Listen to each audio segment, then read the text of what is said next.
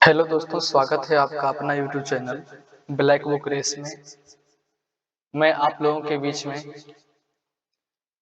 लेकर आया हूँ idiom and phrasal verb. Idioms and phrasal verb का ये हमारा पार्ट 1 वीडियो है।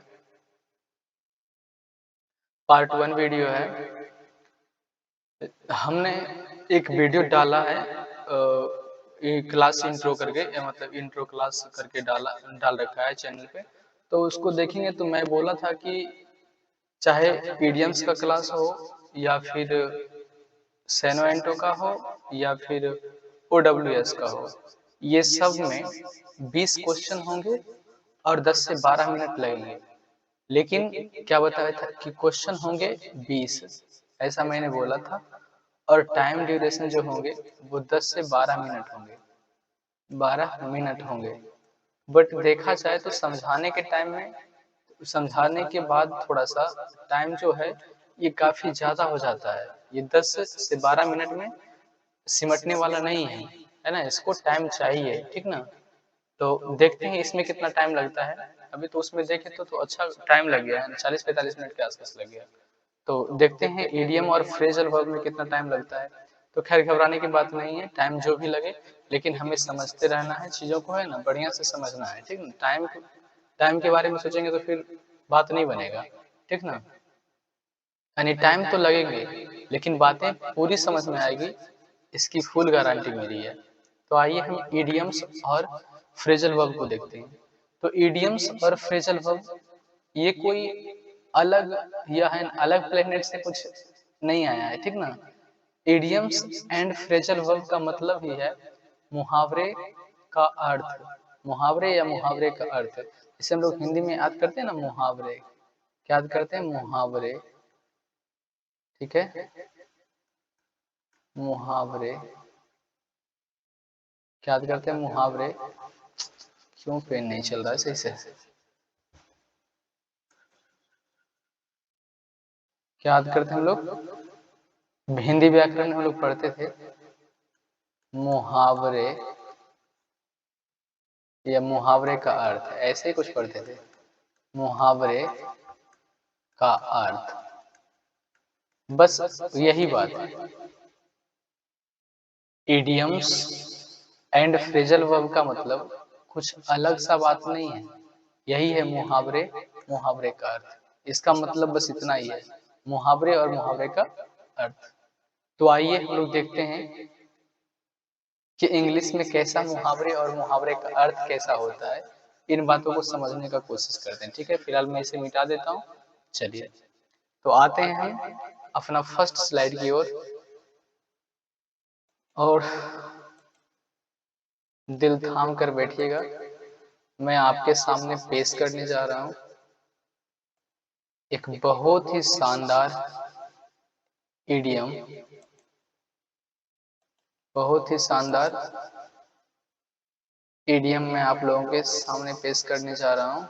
इडियम का फाइल ये रहा। इडियम देखते हैं क्या होता है इडियम और कैसे मैं इन चीजों को याद रखूं, ठीक है ना। चलिए आइए, आप लोगों को दिख रहा हो, चलिए हो जाइए तैयार। बस आपको देखते रहना है, करना कुछ नहीं है, ठीक है। जो करूंगा मैं करूंगा, बस आपको देखते रहना है। ये क्या हो रहा है भाई साहब, अच्छा चलिए देख लेते हैं। ये लिखा हुआ है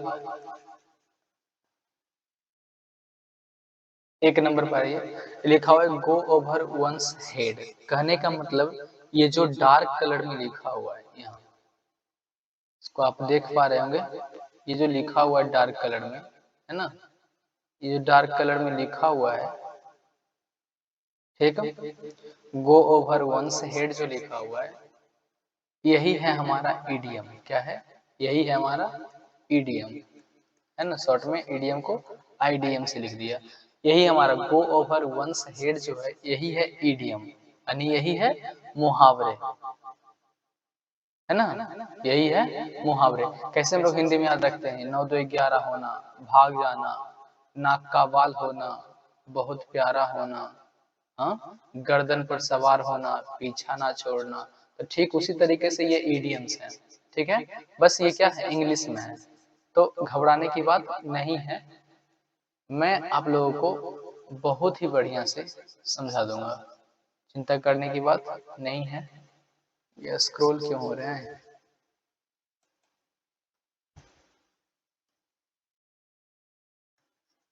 चलिए, ज्यादा जूम करने के बाद थोड़ा दिक्कत होने लगती है, लेकिन बिना जूम किए आप लोगों को दिखाई नहीं देगा। जूम तो करना ही होगा। चलिए, कोई नहीं, देखते हैं क्या लिखा हुआ है। गो ओवर वन साइड, ठीक है। मैं समझता हूँ कि इस मुहावरे का मतलब क्या होता है। आप बस इस जो डार्क लेटर से लिखे हुए हैं, ये गो ओवर वन हेड, आप लोगों को बस इसी पर फोकस करना है, ठीक ना। बस इसका मतलब आप समझ गए, मतलब कि आप, है ना, इडियम और फ्रेज को हिला कर रख लेंगे। गो ओवर वंस हेड का मतलब क्या होता है? तो गो ओवर वंस हेड, तो देखिए यहाँ लिखा हुआ गो, गो मतलब क्या होता है? जाना। ओवर का मतलब क्या होता है? ऊपर से जाना। कहाँ से जाना? ऊपर से जाना, ठीक है। और वंस का मतलब होता है अपना या अपने, ठीक ना। वंस का क्या मतलब होता है? अपना। और हेड का मतलब सिर होता है, ये जानते ही हैं। तो गो ओवर वंस हेड मतलब अपने सिर के ऊपर से जाना।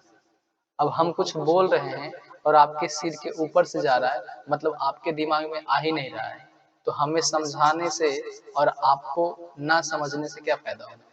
कोई फायदा नहीं है। तो गो ओवर वंस हेड का मतलब होता है कि गो ओवर वंस हेड मतलब अपने सिर के ऊपर से जाना, अपने सिर के ऊपर से जाना। तो गो ओवर वंस हेड का मतलब क्या हो गया? गो ओवर, क्या हो रहा है आज इसको?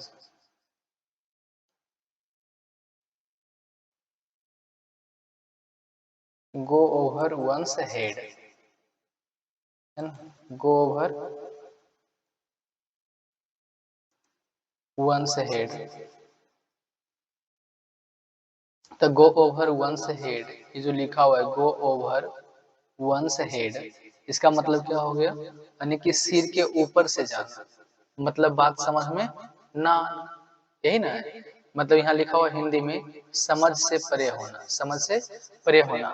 मतलब इसको, है ना, गो ओवर वंस हेड का मतलब क्या हो गया? समझ से परे होना। अब उसी बात को यहाँ इंग्लिश में लिखा है beyond one's capability to understand something, मतलब किसी चीज को समझने के लिए कैपेबल ना होना, यानी कि उन समझ से मतलब बाहर होना। बियॉन्ड वंस कैपेबिलिटी, यानी कि अपनी कैपेबिलिटी से बाहर होना, मतलब समझ से परे होना, इसका अर्थ ये निकलता है। चलिए आते हैं दूसरे इडियम की तरफ, ठीक है। देखिए दो तीन इडियम जब हम एक दो तीन क्लास आप जब लगातार हमारे साथ करेंगे, तो बातें समझ में आ जाएगा कि हम समझाना क्या चाहते हैं और आप समझना क्या चाहते हैं, ठीक है।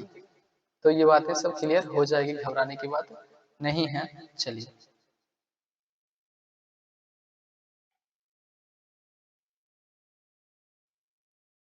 यहाँ लिखा हुआ है पेपर ओवर द क्रैक्स। क्या लिखा हुआ है? Paper over the cracks. क्या मतलब समझे? कुछ नहीं, लेकिन पेपर ओवर द क्रैक्स। अब आइए इन बातों को समझते हैं, ठीक है। देख रहे हैं इस चंपा को और इस चंपक को, ठीक ना। तो ये चंपक, इसका नाम क्या है? चंपक। और इसका नाम क्या है? ये हमारी चंपा हो गई और ये हमारा चंपक बाबू, है ना, ये हमारा चंपक बाबू, ठीक। अब चंपक और चंपा के बीच में कुछ चक्कर है। क्या है? चक्कर है। मैं जो बोलूंगा इस इडियम को समझाने के लिए बोलूंगा, इसका कोई गलत अर्थ मत लेना। तो ये है चंपा हमारी और ये क्या है? हमारा चंपक है। इन दोनों के बीच में चक्कर है। चलो कोई बात नहीं। होता क्या है, संजोग से मतलब कि दिन बीतता जाता है, चंपा जवान हो जाती है और चंपा के पिताजी शादी के लिए रेडी कर देते हैं इसको, ठीक है। लेकिन शादी में जो डेकोरेट करने वाला था, डेकोरेशन वाला जो होता है, वो चंपक होता है। जब इस चंपा से इसके पिताजी पूछते हैं कि बेटी तू घर की बड़ी बेटी हो, तो बताओ कोई तुम्हारे फ्रेंड लिस्ट में ऐसा कोई आदमी है जो डेकोरेट करता है, डेकोरेशन करता है?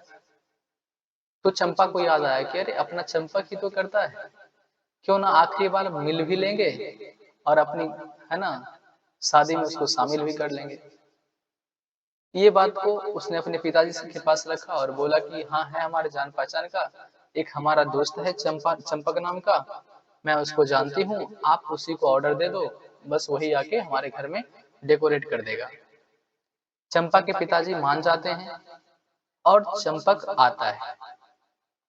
चंपक जब चंपा के घर आता है डेकोरेशन करने के लिए, तो ये दीवार में कील को घुसा रहा होता है, यानी कि होता है डेकोरेशन करने वाला आया है तो दीवार में तो कील लगाएंगे ही, मतलब कि कुछ, मतलब कि गाड़ना हो या कुछ बांधना हो तो उसके लिए वो कील गाड़ रहा था। तभी चंपा हंसते हुए सखियों के साथ आई। चंपा हंसते हुए आई तो चंपक को गुस्सा आ गया कि यार इसकी शादी हो रही है, इसको, और मैं यहाँ आके सजावट कर रहा हूँ, इसे घर, मतलब ये इसकी शादी हो रही है और इसकी शादी का तैयारी मैं कर रहा हूँ। हाँ, इसके जैसा होशियार और हमारे जैसा बुर्बक कौन है, ठीक है। तो इस बात से इसको गुस्सा आ जाता है चंपक को गुस्सा आता है और कील को दीवार में कस के गाड़ने लगता है बहुत तेजी से, ठीक ना। तभी दीवार में क्या हो जाता है, करेक हो जाता है, क्या होता है, करेक हो जाता है, ठीक है। करेक हो जाता है तो दीवार में जब करेक हो जाता है तो चंपक डर जाता है और डरने के बाद वो इधर उधर देखने लगता है। तभी चंपा दौड़कर आती है और अपनी शातिर माइंड को लगाती है और कहती है घबराने की बात नहीं है, जहाँ क्रैक हुआ है उस जगह पर तुम पेपर लगा दो, पेपर को, रंगीन पेपर को साट दो, इस प्रकार तुम बच जाओगे। नहीं तो हमारे पिताजी, है ना, 2 बार पनिशमेंट, मतलब कि 2 तरीके से पनिशमेंट देंगे। एक तो हमारे तुम्हारे बीच का जो चक्कर है उसका, और दूसरा तूने हमारा काम खराब किया, ठीक है। तो आइए इस इडियम को समझते हैं। तो लिखा है पेपर ओवर द क्रैक्स, क्या लिखा है, paper over the cracks, paper over the cracks, मतलब चंपा बोली कि पेपर ओवर द क्रैक्स, यानी कि क्रैक्स, ओवर मतलब क्या होता है, यहाँ लिखा है पेपर, पेपर मतलब पेपर, ओवर, ओवर मतलब ऊपर, और क्रैक्स मतलब दरार, यानी कि दरार के ऊपर जो है पेपर लगा दो, दरार के ऊपर क्या कर दो, पेपर लगा दो, दरार के ऊपर क्या कर दो, पेपर लगा दो, जिससे क्या हो जाएगा, ये छिप जाएंगे और तुम भी बच जाओगे और हम भी बच जाएंगे। तो क्या हो गया, इसका मतलब हो गया पेपर ओवर द क्रैक्स, मतलब क्रैक्स को छुपाना। पेपर ओवर द क्रैक्स का मतलब हो गया कि क्रैक्स के ऊपर पेपर को डाल देना, मतलब किसी गलती को ढकना या छुपाना। तो यहाँ लिखा हुआ है हिंदी में अपने दोषों पर पर्दा डालना, अपने दोषों पर पर्दा डालना या गलती को छुपाना, ठीक ना, टू हाइड प्रॉब्लम्स, मतलब प्रॉब्लम्स को छुपा लेना, ठीक है। चलिए आइए हम देखते हैं तीसरा नंबर इडियम्स को।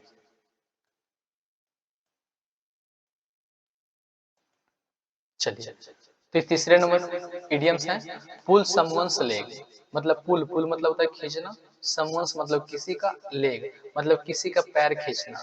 तो आप लोग देखते हैं पैर खींचना, दूसरी किसी का पैर खींचना, मतलब किसी का पैर खींचना मतलब हंसी मजाक, क्या हो गया, मजाक मस्ती, है ना।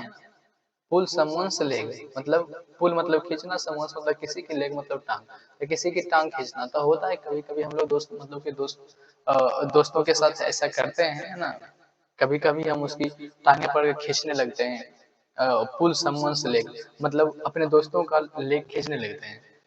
तो कभी कभी मजाक मस्ती में होता है, कभी वो मुझे पटकने लगता है, मैं कभी उसको पटकने लगता हूँ, ऐसा होता है ना। स्कूल टाइम में ऐसा होता था, ठीक ना, दोस्तों के साथ होता ही है, सबके साथ होता है, ठीक है। ऐसा कोई नहीं है कि मतलब नहीं होता है, जिसका दोस्त तो मतलब थोड़ा सा हो लंठ जैसा तो थोड़ा बहुत हो जाता है ऐसा।